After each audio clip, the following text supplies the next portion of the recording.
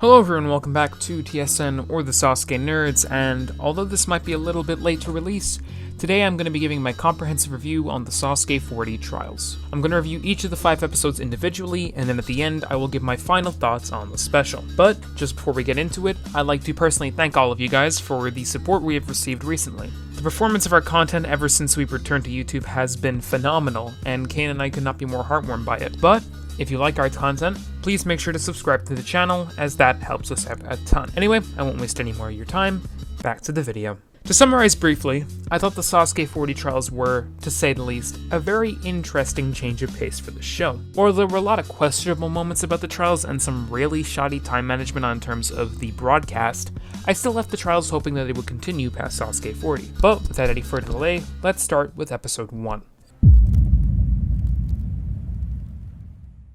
Episode 1 was our first taste of the Sasuke 40 trials. There was much speculation regarding how the trials would operate. Would it be 500 competitors all running a course?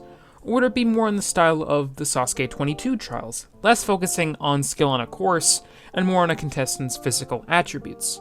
Well, for better or worse, it was the latter. Episode 1's trials focuses on a tradition of Sasuke qualifying, an endless push-up contest. The 500 contestants were split up into groups of 100, and out of those 100, they themselves were split into groups of 10. The 2 who survived the push-up contest the longest moved on to the second round.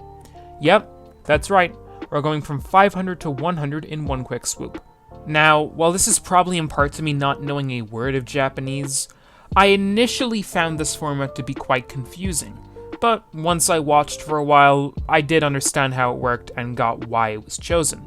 However, even then, I am still not the biggest fan of this format for one massive reason. In the final group of the episode, 3 of the competitors lasted longer than most in the contest, making it all the way to 200 push-ups. While this did make for some great TV, it also meant that one of the top 3 performers in the episode would have been eliminated in the first round of qualifying. Now, I get that. It's just how the cookie crumbles and there's nothing anyone could do. But it still really stings a little and leaves a bad taste in the mouth. My main complaint about this episode, however, to put it simply, is that it's simply not that interesting to watch. Sure, it was really great to see some familiar faces compete, such as Kota Sukuma and beloved veteran Yuji Washimi, but the actual trial itself was just repetitive and overall a drag to watch. Like, put it this way. You wouldn't want to watch 500 people do a fitnessgram pacer test for 42 minutes, would you? Overall, while I didn't hate episode 1, there just wasn't a whole lot of interesting content I could pull off of it. Episode 2 changed things up quite a bit, as we went from endless push-ups to a homage to one of my favorite moments ever from the show, a marathon, paying homage to Sasuke 18. 20 competitors at a time ran around a 1,000 meter course, with the slowest people being eliminated every lap. The contestants ran a total of 3 laps around the course, going from 20 competitors at the beginning to just 8 by the end. And one thing was quickly apparent when this episode began: this was far more captivating than the previous episode. This episode pretty much had everything you could want. Absolute blowouts from a single competitor, shock exits from favorites coming from episode 1, fan favorites surviving another day, and is that Kosuke Yamaguchi I see? Easily my favorite moment of this episode was seeing 18-year-old rookie Yuma Hadano absolutely smoke his group, going tens of meters ahead of the rest of them, and as a consequence, giving the others less time to rest. You simply love to see it. Overall, I love this episode and would no issue seeing this event return if TBS did bring the trials back for 41. And if you thought the trials couldn't get any more batshit insane, you were wrong. The tire push episode probably gave us some of our most shocking and crazy moments of the entire show. The final 40 competitors have their groups finally split up. It's all 1v1s from here on out, and they're completely random. Each pair had to push a 50 kilogram tire up a 30 meter incline, and whoever did it the fastest would move on to the final 20. Considering how many of the contestants who did very well in the previous episodes were, well, skinny, you could kind of guess how this turned out. You remember Yuma Hadano, the guy who blew everyone out of the water in episode 2? Well, fuck you, bitch boy. He absolutely sucks at upper body strength. Oh, and did you want Dark Horse Kota Sukuma to finally prove himself in Sasuke 40?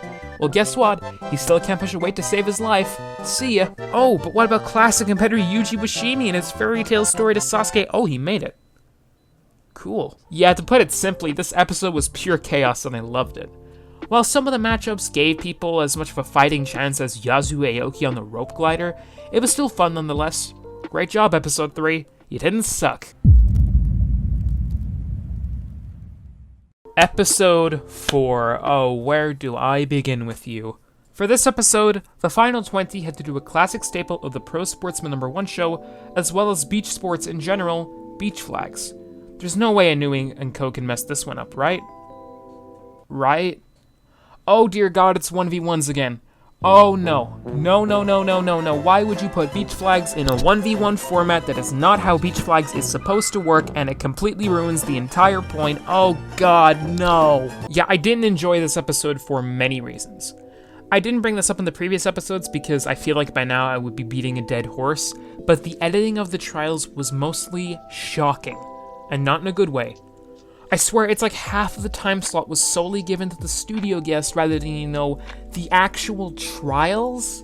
Sure, it was cool to see Yuji, Hioki, and Sugiyama having banter and talking about the show, and sure, I guess the obstacle highlights were kinda cool, but then you have the 2 female guests who so obviously are only there to boost viewership, just making it all so awkward. And don't get me started on the boxes. Oh god, the boxes. It feels like I'm watching Sasuke 28 all over again. This was the most prevalent in episode 4, where, I'm not joking, more time was spent on the studio segments than on the actual trial. It's ridiculous. Anything for runtime, I guess. But okay, this can all be saved if the actual trial was good. Did the trial save the episode? No. No, not at all, actually. Pretty much everyone I was rooting for got eliminated. Kosuke Yamaguchi and Yuji Washimi got absolutely screwed over by the 1v1 format, even though both did well. It wasn't that exciting to watch. This episode was 30 minutes of my life I will never get back. And that leaves us with the finale, Episode 5. The final 10 battle it out on a shortened version of the course, with the 3 fastest clearers finally qualifying for the promised land of Sasuke 40. The obstacles featured included quad steps, rolling hill, fishbone, and the warped wall, where you were given 5 attempts to get up the wall before you are disqualified. Alright, the stage is set. These 10, according to the trials, are the best of the best, the cream of the crop.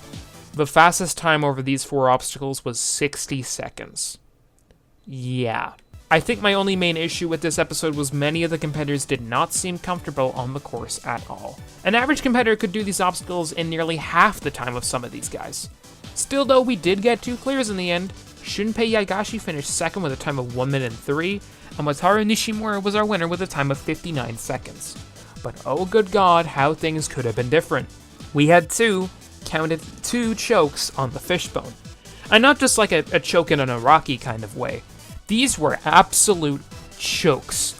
Haruya Echizen and Yuki Okayama, both considered to be frontrunners at this point, both failed by going out of bounds on the last pillar of the fishbone.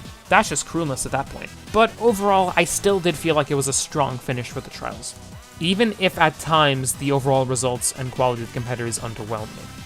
So, what are my final thoughts? Well, if I was to sum up the trials in one word, it would be inconsistent. There were some undeniable great and, dare I say, classic moments over the course of these trials. But on the other hand, there were some really weak points too. And a lot of really questionable production choices as well. I also felt that women didn't really have a fair shot at the course, as none made it past the second round, with the groups either being all male or mixed. And that is definitely a problem that I admittedly didn't touch on as much because I didn't have the time. But anyway, despite the glaring flaws, I did for the most part enjoy the Sasuke 40 trials, and so I am going to give them a 6.5 out of 10. Not bad at all. And those are my thoughts on the Sasuke 40 trials, but what do you think? Do you agree with me? Disagree with me? What would you rate it? What did you like about the Sasuke 40 trials? Let me know in the comments below, and as always, thank you guys so much for watching. If you enjoyed this video, make sure to like, comment, share, and subscribe to the Sasuke Nerds for more content like this. Thank you guys so much for watching, and I'll see you in the next video. Peace out, y'all.